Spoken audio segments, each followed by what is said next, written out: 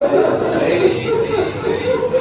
نبی کا سایہ سر سے اٹھا تو بطول یتیم ہوئی، اور جب علی کا سایہ سر سے اٹھا تو زینب یتیم ہوئی، اور جب حسین کا سایہ سر سے اٹھا تو سکینہ یتیم ہوئی۔ لیکن جناب زینب کے فضائل کی امتحان ہے۔ زینب پہلی بار پردیس میں یتیم ہوئی، اور پھر جب زینب کربلا میں آئی تو جناب زینب نے اپنی نگاہوں کے سامنے 18 بنی ہاشم کو دیکھا، اور جب زینب پھر سے مدینے سے باہر نکلی تو پھر زینب دوبارہ پلٹ کر مدینے میں آ گئی۔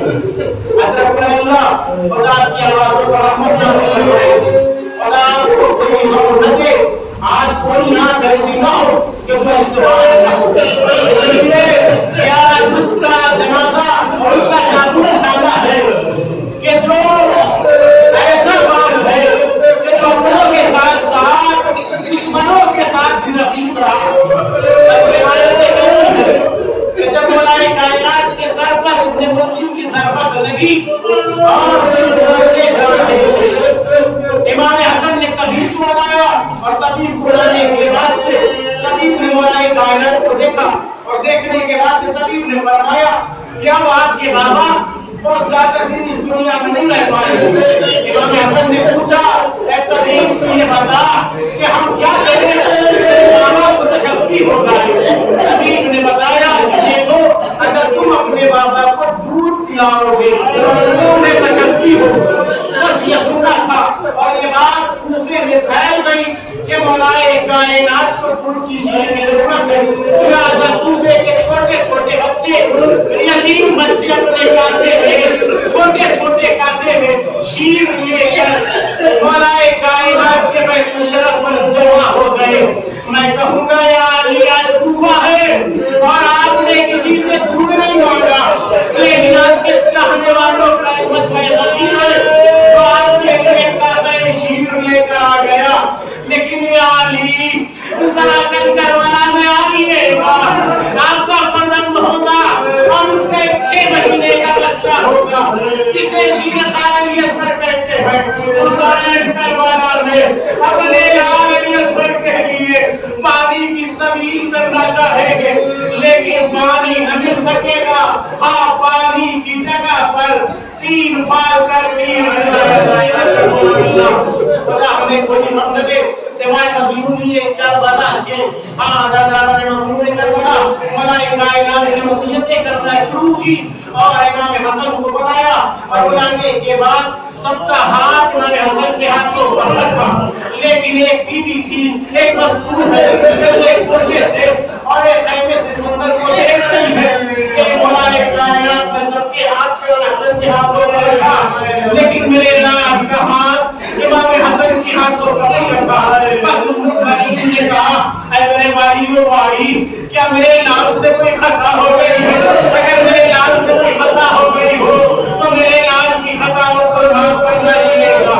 اسی مقام پر امام علی نے امام حسین کو بلایا، اور بلانے کے بعد سے فرمایا، اے میرے لال، دیکھ یہ تیرے آقا کا ہاتھ ہے اور تو غلام ہے، دیکھ میرے لال، جب تک تو زندہ رہے گا اپنی جان اپنے آقا پر نثار کر دے گا۔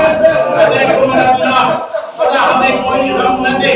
روایت کہتی ہے کہ جب تک جناب عباس زندہ رہے اور جب یہ اسیروں کا قافلہ پھر سے مدینے آیا، اور منادی نے جب یہ ندا بلند کی کہ یہ جو کربلا کو قافلہ گیا تھا وہ لٹا ہوا قافلہ پھر سے مدینے آیا ہے، جب بشیر نے مدینے میں یہ آواز بلند کرنا شروع کی تو البنین نے کہا، اے بشیر یہ تو کیا صدا بلند کر رہا ہے؟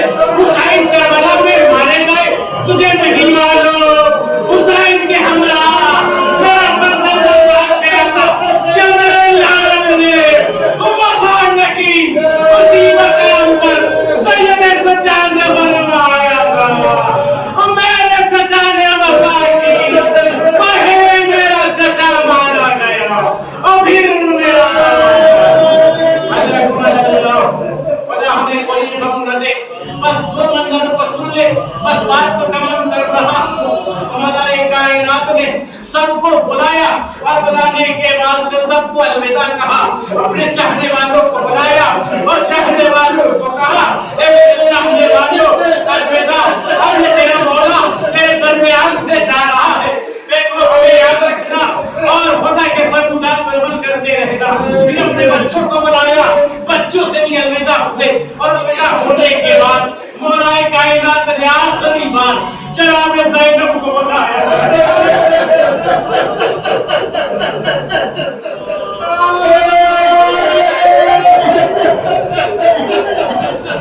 जनाब ज़ैनब को बुलाया और बुलाने के बाद से मुझे नहीं मालूम, बाप ने बेटी के कांधे में सर को रखा और सर को मौलाए कायनात ने कुछ बेटी से वसीयत की और कुछ बेटी से नसीहत की और आखिरी हिचकी आए, मौलाए कायनात मुझे नहीं मालूम और किसी के नाम ने नहीं लिखा कि बाप ने बेटी से क्या वसीयतें की, लेकिन हाँ ये नाम उस वक्त खुला कि जब शहज़ादी दरबारे यज़ीद में दाखिल हो रही थी और जनाब ज़ैनब शाम में दाखिल होने से पहले जनाब ज़ैनब ज़मीन पर बैठ गई।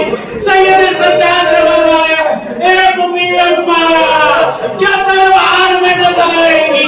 शहज़ादी ने फरमाया, मेरे बाबा का आखिरी वक्त था, मेरे बाबा ने फरमाया था, ए बेटी तुझे यज़ीद के दरबार में जाना है, लेकिन बेटी तू तेरा दरबार में न जाए। मैं अपने बाबा अली का इंतजार कर रही हूँ, मेरा बाबा आएगा, मैं अपने बाबा के हमरा यज़ीद के दरबार में जाऊंगा। हमने कोई हमने के साथ रिवायत है, इसके बाद से ताबूत की ज़ियारत होगी। मौलाए कायनात ने आखिरी हिचकी ली और आखिरी हिचकी लेने के बाद से इमाम हसन ने गुस्ल कफन दिया और गुस्ल कफन देने के बाद से अपने बाबा के नमाज जनाजे को पढ़ाया और पढ़ाने के बाद से नजफ़ अशरफ पे सुपुर्दे खाक कर दिया। सुपुर्दे खाक करने के बाद से जब दफन करने के बाद इमाम हसन पलट रहे थे तो एक नशेब से एक आवाज सुनाई,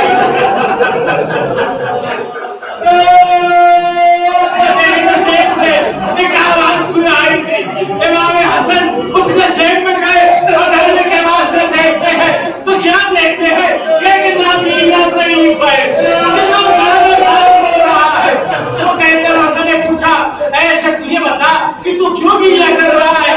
उसने कहा कि 3 दिन हो गए।